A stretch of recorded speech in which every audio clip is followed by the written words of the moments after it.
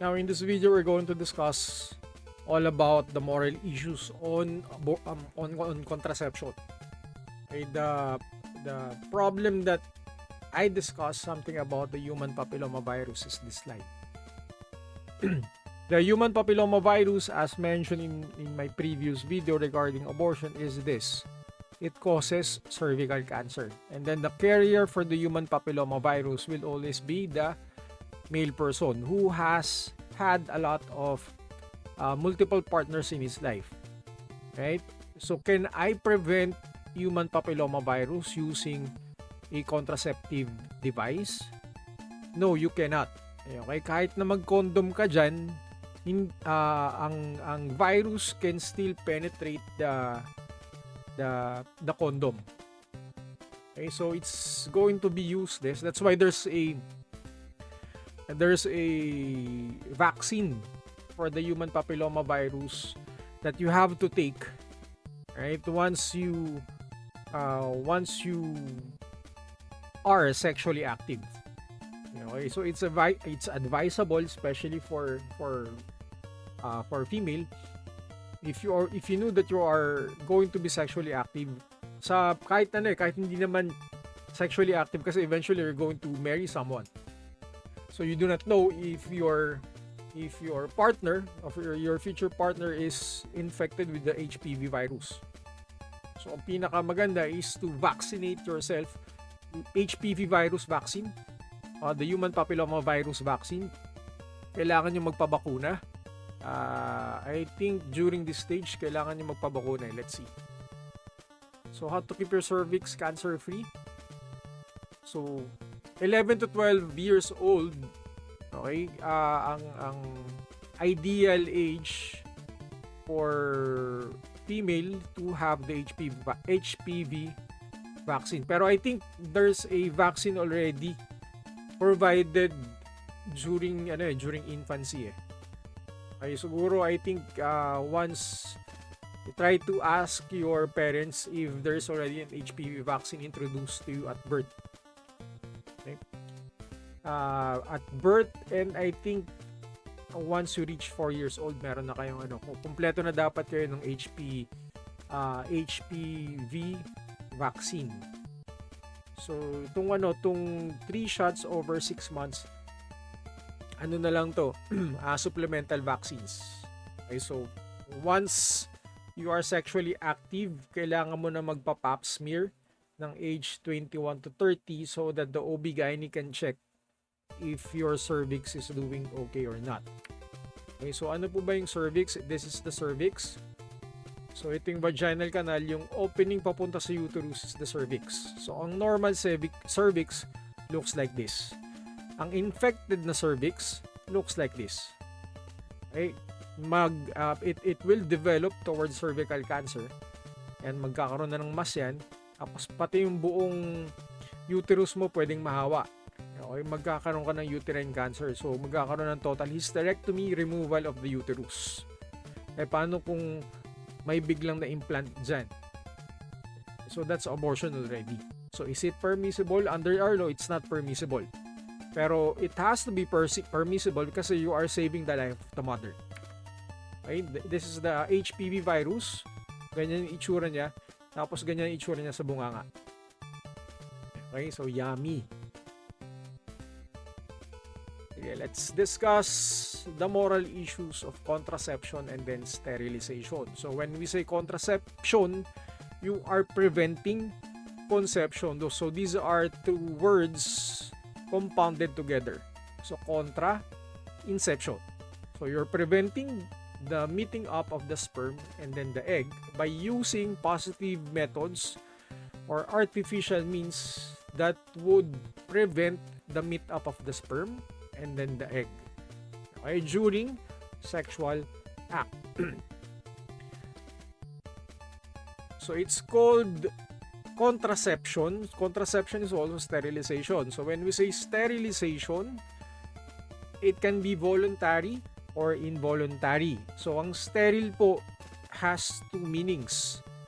So the first meaning is it's free from bacteria or it's clean.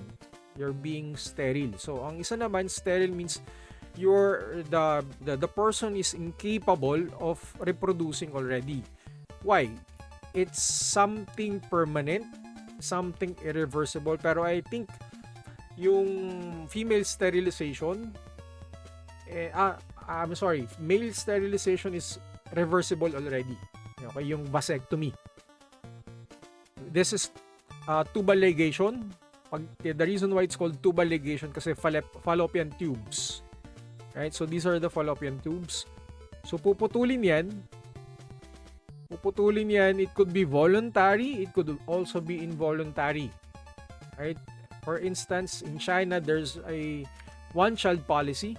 So ibig sabihin, it's against the voluntary volition of a specific individual to not to have future pregnancies already. So it's something involuntary kasi hindi naman nila ginusto na wag na manganak pa.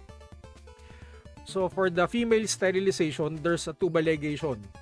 The fallopian tubes here pinuputol para hindi na mag-meet up yung egg at saka sperm. Right? So voluntary, ibig sabihin ng voluntary sterilization, the parent or the mother has the autonomy to decide for themselves not to continue further pregnancies.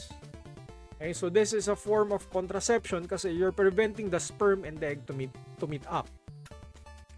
Okay, sterilization ibig sabihin completely hindi na manganganak si mother, completely the father is incapable of producing sperm for reproduction. Right? So we have different classification of sterilization. Bakit kailangan ng sterilization? Ba't kailangan ng contraception? 4 reasons. Therapeutic. Okay. Next is for contraceptive. Next is eugenic. Ito yung birth defect.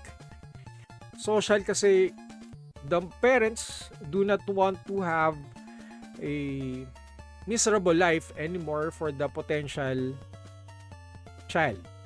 Okay? And then punitive sterilization or the contraception happens to be a sanction for the person.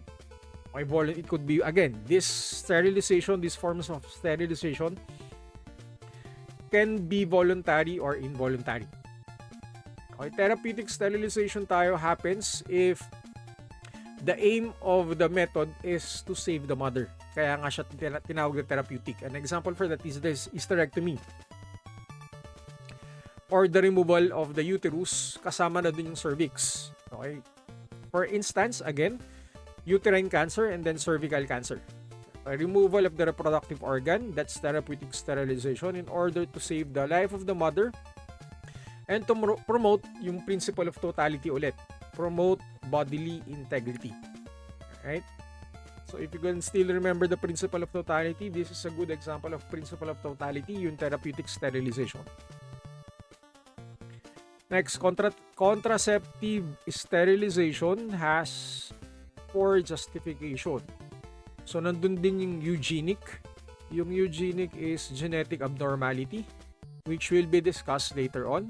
Yung serious illness, yung mother. Okay, this is involuntary kasi hindi naman ginusto ni mother, let's say magkaroon ng heart illness.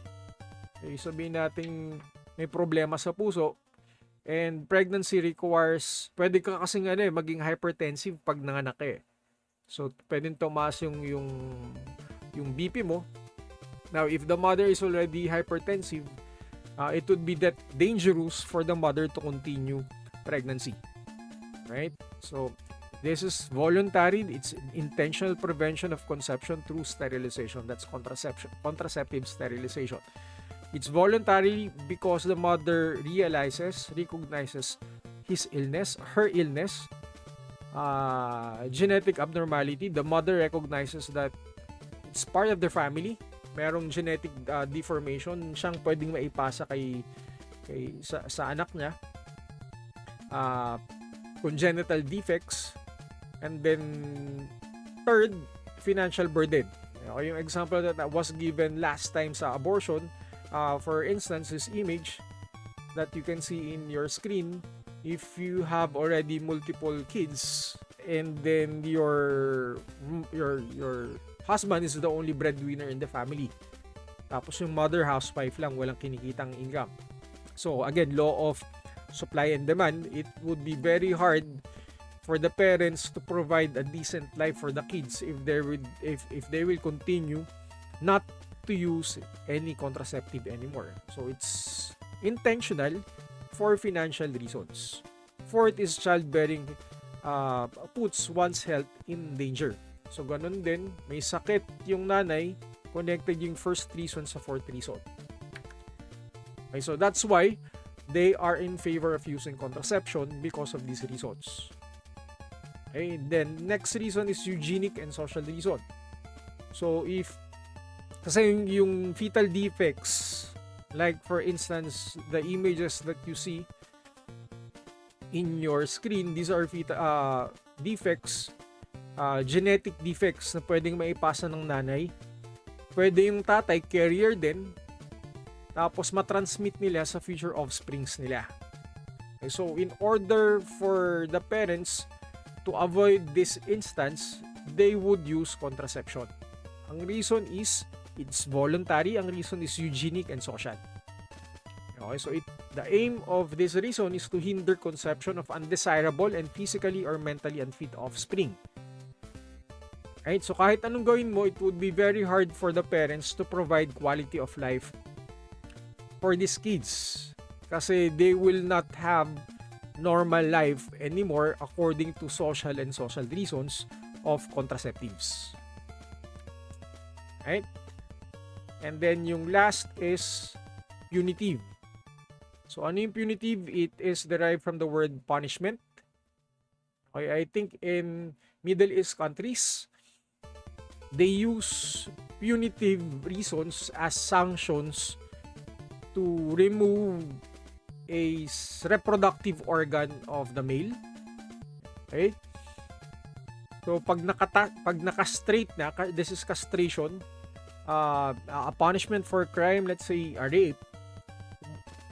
May bansa sa Middle East country, I think, which uses punitive reason as a form of contraception para hindi na makapanganak ulit o makapang-rape yung person who committed the rape. Okay, so this is a punitive reason. It's a punishment for a crime. This could follow the principle of double effect kasi ang purpose is sterilization is not direct. Okay, yung reason naman is not direct, and the reason is the primary intention of the action is for punishment. Okay, so naging accidental effect lang yung removal of the reproductive organ. Okay? And then we have these moral issues. So those who say contraception is morally wrong, these are their following reasons. Contraception is morally wrong primarily because it doesn't conform to the natural law. Andun ulit si natural law. So we're preventing again the meet-up of the sperm and then the egg, which appears to be artificial. So it violates the natural law. That's why there are viewpoints, there are people who is not in favor of contraception kasi it violates the natural law. It's anti-life, again in connection again with the natural law. So it prevents the conception of life. And it's a form of abortion kasi later on sa abortifacient, makikita natin sa abortifacient, it's a form of abortion. Punta tayo sa baba. These are the abortifacient. So the IUD which was shown to you a while ago, saan na ba yan? Yung IUD is this one, okay? The intrauterine device. So it's a device being placed dun sa loob ng uterus. So ang aim niyan is to have the same feelings na mararamdaman mo during menstrual periods. Okay, magka-cramp yung uterus kasi i-stimulate ng IUD yung uterus na i-push out anything that is inside the uterus. So this is a form of abortion. Kaya nga siya tinawag na abortifacient. Okay, so these are the following abortifacients which will not be discussed anymore kasi it would be irrelevant sa time natin kasi it would consume a lot of time kasi wala na tayong time to discuss that because this is already our last video. So kung may time lang, I could possibly discuss this one. Now, but for the sake of discussing what an abortifacient is compared with other contraceptives, kasi ang condom is a contraceptive but it's not an abortifacient. Okay, for the abortifacient, this is a form of contraception na kung saan the fetus is already formed. Ibig sabihin may nabuo ng buhay. Okay, that's why it's called abortifacient.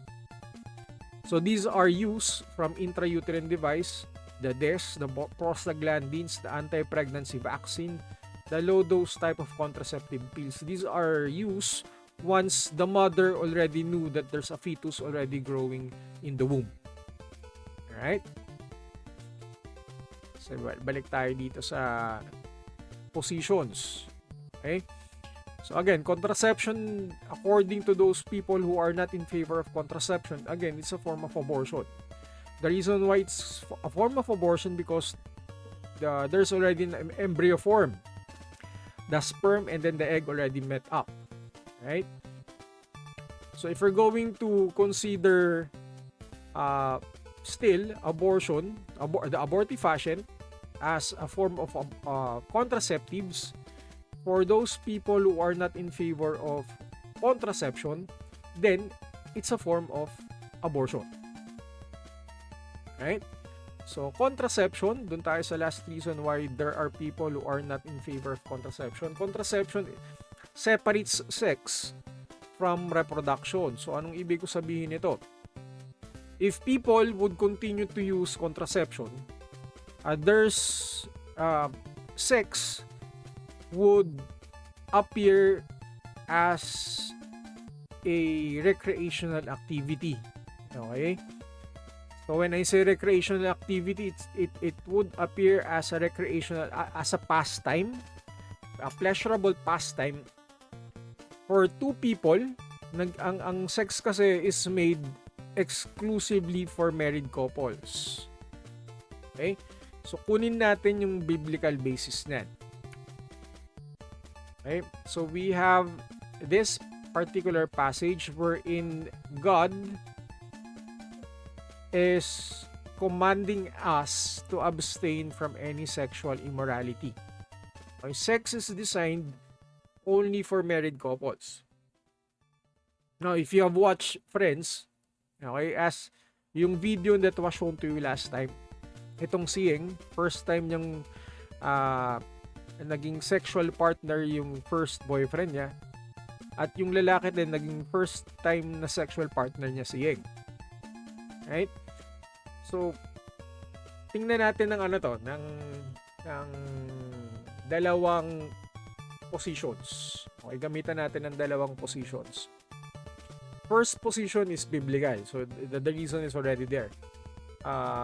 It's not permissible. Yung premarital sex is not permissible primarily because if we're going to use religion, it's already one of the many orders of God. Hindi lang naman yan yung passage na nagsasabi na regarding premarital sex marami pa, pero I'm going to use this one because just for us to be clear that there's a specific passage in the Bible which prohibits us to engage ourselves into premarital sex. Okay? Second one is yung science. Okay? If we're going to have a lot of sexual partners in our past relationships, there is a big possibility for us to have STDs like the human papilloma virus. So again, ang delikado dyan, lalaki ulit. You can be carriers asymptomatically, ibig sabihin wala kang symptoms, and then you can pass the virus to your next partner. Okay, so kung babae kayo at nakikinig kayo, mag-iingat kayo, tanungin nyo kung nakailang, yan. If you have watched Friends, tanungin nyo yung partner nyo kung nakailang sex partners na, kasi it's going to be very dangerous on your part kasi you're going to have possibly cervical cancer. Kaya nga magpa-HPV vaccine ka na hanggat maaga para makaiwas. Okay? That's the scientific part. Siguro yung third part that I could introduce is the psychological part. Pwede ring science kasi this was discussed during during the midterm, yung yung involuntary nervous system natin. Okay, if you're familiar with friends, there's a particular scene there. There's a particular episode there that discusses the magic number. Okay?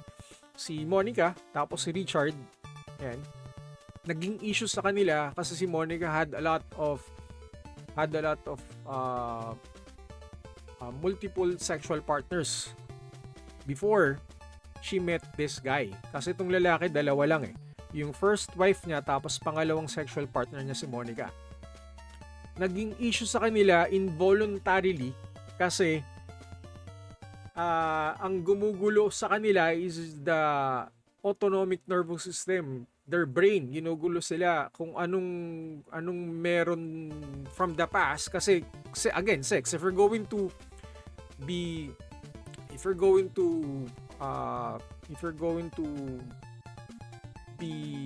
naked, okay, hindi ka naman maghuhubad in public eh. You do it in a private area.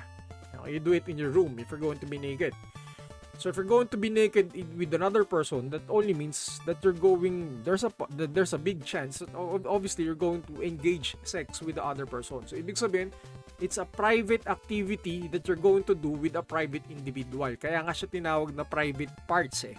So you're going to share the private parts, the private activity with a private individual in a private room. So in that particular sense, there's an idea of exclusivity. You're doing the activity exclusively for that particular person kasi you do not do that normally in a daily basis. Okay, kasi nakahubad ka, hindi ka naman nakahubad in public. You do it in a private room. So, doon pala makikita na natin yung idea of exclusivity. You do the activity exclusively for the person. Okay, you do that activity na something that you share exclusively on that particular person. Tulad ni Yeng tsaka yung partner niya. So if that happens, this is the only activity that you share.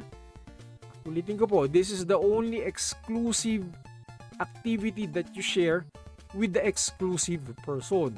That's why yung sex would appear to be special.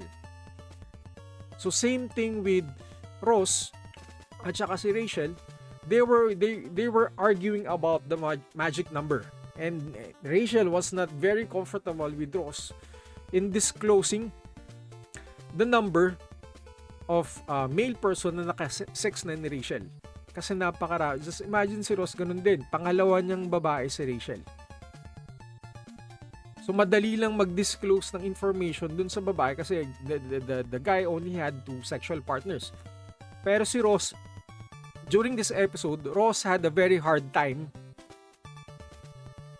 absorbing the information disclosed by Rachel. Isipin mo, yung exclusive activity na ginagawa mo sa taong to was already shared previously sa previous partners. So mahirap ang kalaban dito, mahirap kalabanin yung involuntary nervous system natin, yung utak natin. So somehow may emotions na mabubuo if you realize that your current partner had a lot of multiple partners already. Okay, so probably that's the reason why God prohibits us to having a lot of sexual partners. So again, the reason the reason behind that is because of contraception. Nakikita na natin yung sex as a recreation and not an activity exclusively shared for the someone you love. Okay, which happens to be mangyayari lang dapat sa marriage kasi ang aim of marriage is reproduction. Okay? So contraceptive separates sex from reproduction. So it's going to be easier for people to have sex outside marriage because if you're going to promote contraception, mas madali na lang mag-sex outside of marriage kasi hindi ka naman makakabuo. Hindi ka makapag-reproduce. So, tingnan ulit natin yung telos ng sex. Sex is for reproduction. So, if we're going to remove the telos of the sex, anong telos na ng sex ngayon? Puro pleasure na lang. Okay? So, it violates, again, the natural law. Alright? So, nawawala yung accountability mo na magkaroon ng anak. That's why you're going to resort to abortion kung sakasakaling makabuo. Kaya isa sa mga risks na nangyayari for teenage pregnancy is to consider abortion. Right? People think separating sex from marriage is wrong because it makes immoral behavior less risky. It undermines public morality by making it more likely that people will have sex outside marriage. It also weakens the family. Right? So that's about the issue regarding Yang. I think yung episode regarding dito so what's your magic number happened in season 2. Okay, season 2. It's still available in Netflix. Controversial yung episode na to kasi if I'm going to be in the position of Richard, if I'm going to be in the position of Ross, it would be very hard on my part to absorb again and remove that particular memory in my brain. Kasi nangyari na from the past. So how can I remove that if the reality of having multiple partner already happened in the past a lot of times? Okay? So justification of contraception. Why is it morally permissible for people to use contraceptives? So ito naman yung pros. First is self-autonomy ulit. Right to self-determination. So, a couple will bear the consequences. Kami naman yung yung parents naman yung magpapakahirap to have the kid. So, might as well exercise the self-autonomy. So, the consequences, nandun sa magulang, wala sa ibang tao. So, in order to prevent the consequences, let's use contraception. Right? Future child's inherent right to a dignified existence. If the parents cannot provide a dignified existence for the kid because the parents are not financially stable, then for them, contraception is justifiable. Right? So if they're going to not use contraception, it would be very hard for them to provide a dignified life for the kid because they are not financially stable. Right? Contraception excuse me also corrects the possibility of transmitting recessive disorders. Ito yung genetically linked diseases. Okay, tulad ito for instance this particular child. Okay, this is the reason why this kid has deformities kasi this was passed probably by the mother or the father dun sa chromosomes na present sa sperm or sa egg. Okay, so if we're going to use contraception, mawawala yung tatlong problema na yun. Okay, so lahat yan in favor of contraception. So mahirap magbigay ng dignity sa batang to for those who are in favor of abortion kasi contraception kasi it would be very hard for the kid to know the real worth and value niya kasi nga hindi na normal yung hindi normal yung daily living niya. Hindi niya kayang tumayo. Gusto niya tumakbo, hindi niya magagawa. Right? Kumbaga wala nang hustisya. Dignity is justice, not injustice. Not in injustice. Okay? So these are the forms of contraceptions that I'm not going to discuss anymore kasi mauubos yung time natin kasi it's going to be irrelevant anymore since this is already the last video. If we still have time, I could probably discuss it, especially the hormonal methods, the contraceptive pills, and yung calendar method. Okay, may calendar method pa dito, natural or behavioral method, okay, which I think you could possibly use in the future kung sexually active kayo. Okay? So, ito yung calendar method. And then, sex during menstruation. Is it allowed? Anong ethical issues niyan? So, I think this will not discuss anymore. Ang pinakahuli ko nang i-discuss is yung issue regarding dito. Ito na yung last slide. I think this will be the last slide for contraception. Why people are in favor. These are the reasons why there are people who are in favor of contraception. And then this is the reason why there are people who are not in favor of contraception. Okay, I think that would be all for now. And this is the last topic that we're going to use for the end term. And this is still part of your end term exam. And I hope, again, thank you very much for attending this course. And I hope, again, kahit paano, you've learned something about our course. Okay, see you in school and good luck on your end term exam.